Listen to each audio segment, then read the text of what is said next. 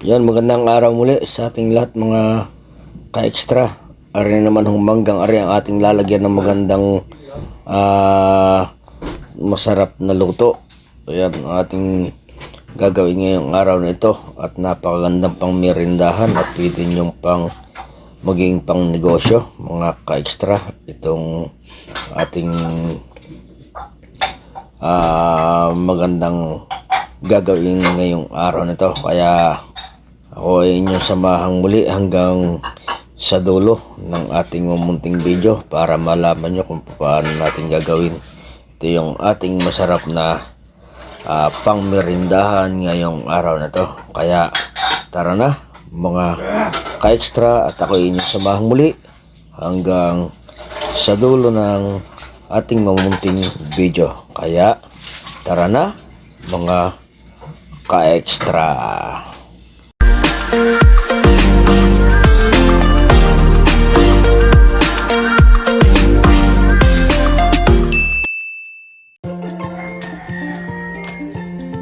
Yan, magsimula na nga tayo sa ating gagawin ngayong araw na ito.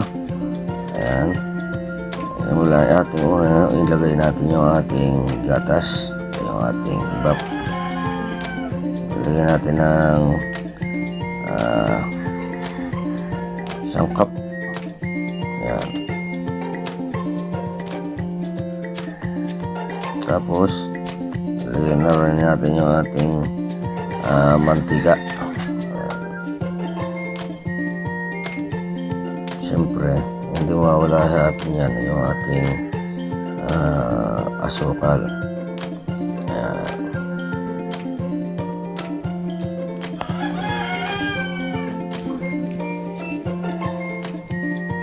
Ilagyan din natin na ating isang cup yan yung ating asukal, yung ating takal na yan. Ayun.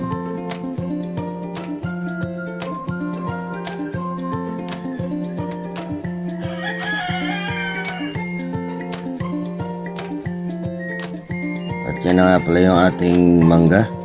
Hindi ko na pinakita sa inyong aking tinanggal doon sa kanyang balat. Ang ating mangga o yung pagkakakayod natin. 2 piraso yan mga ka-extra mangga ang ating gagamitin yan. Yan. Yan. Inihalo na rin natin doon sa ating gatas, asukal. Tapos saka naman natin mimix yan.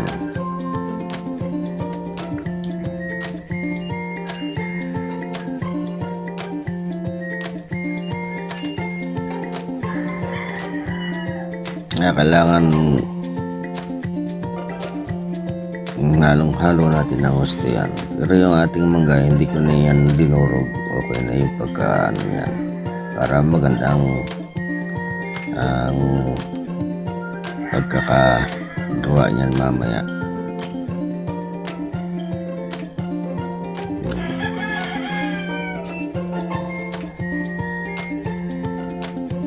Lagyan na rin natin yung ating harina.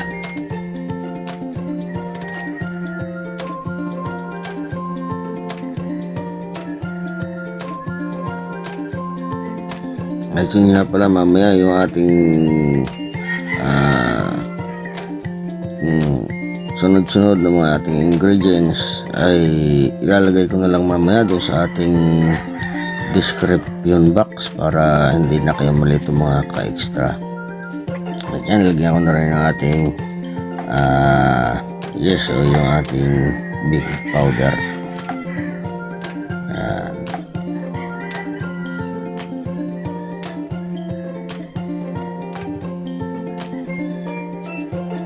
Para yun ating gagawin pang silbing pampalsa mga ka-extra.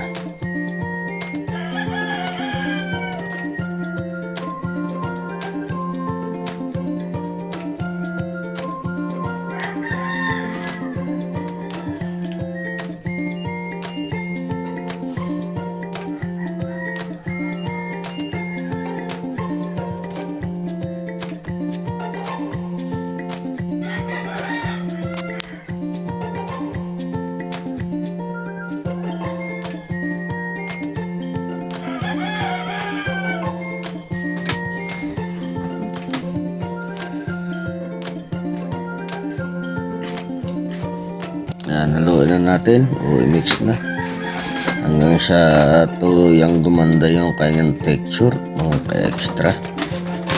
At yan, habang tayo naghahalo niyan o nagmi-mix mga ka-extra, ay huwag nating kalimutan na i-share, subscribe and like, and syempre mag-comment na rin kayo mga ka-extra ng nalalaman natin kung mga taga-taga saan kayo mga ka-extra. At yan, nilagyan ko na rin ang ating kaunting pampabango, yung ating vanilla. Yan.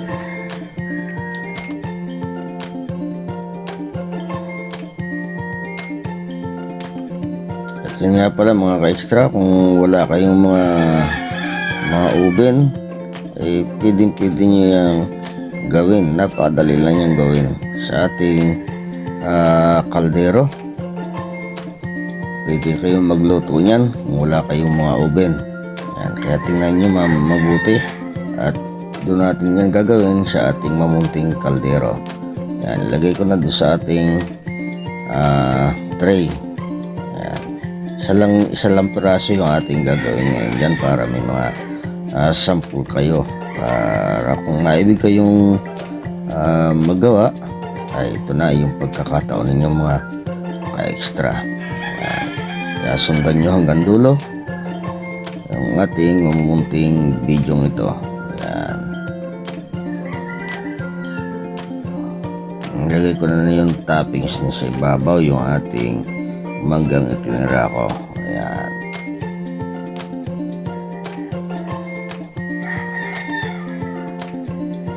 Diyan habang tayo naglalagay niyan ng ating mga sangkap, ay nagpainit na rin ako ng ating paglalagay niyan, yung ating kaldero, ating paglulutuan niyan, para pagkatapos nito ay ilalagay na lang natin itong ating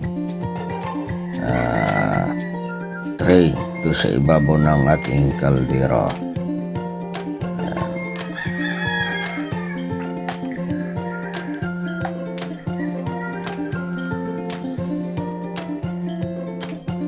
Ayan na yung ating kaldero.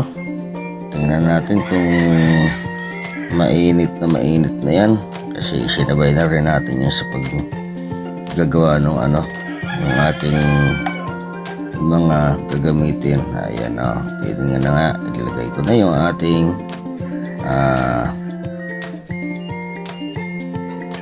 minix. Ayan, ang tabayan natin mga ilang minuto yan mga ka-extra.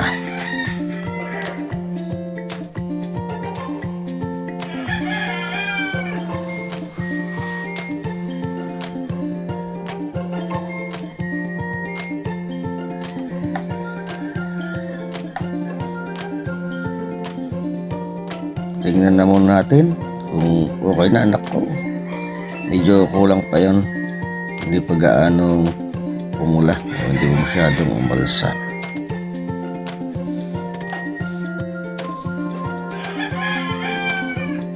Diyan sigurado na yan. O yan na, okay na yan mga ka-extra. Kaunting-kaunti na lang yung segundo para kumpleto yung ating luto.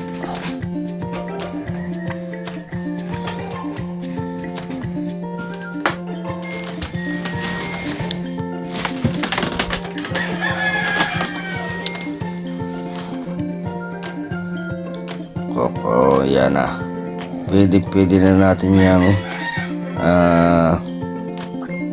hanguin.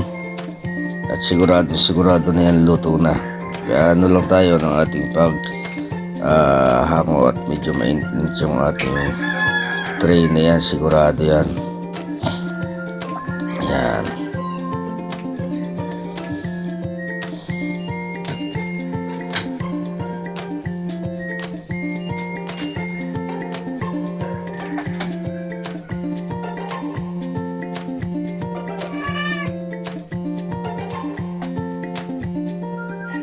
Ayun, tanggal natin.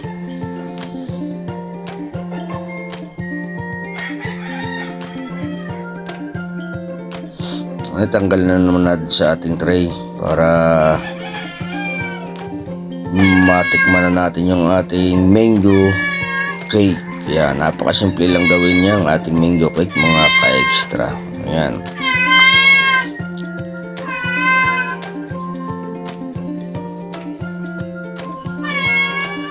At yan, mamaya pagka nagayat na natin yan ay pwede na kayong dumampot niyan mga ka-extra. Ayan, tinanggal natin yung ating pinakang sapin na papel o yung kuha niya. Ayan na. Pwede na kayo magsimula dyan ng pagkuha mga ka-extra. At napaganda ang ating pagkakaluto. Perfect na perfect mga ka-extra. Kaya maraming salamat sa inyong lahat ng walang sawang pagsubaybay dito sa ating mamumunting channel. Ayan.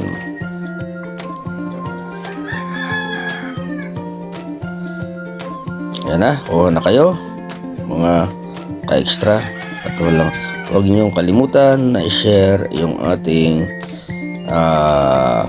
mga menu para kung sakali na may maibig na gumawa nito ay hindi na sila mahihirapan. Ayan mga ka-extra, maraming salamat muli sa inyong lahat.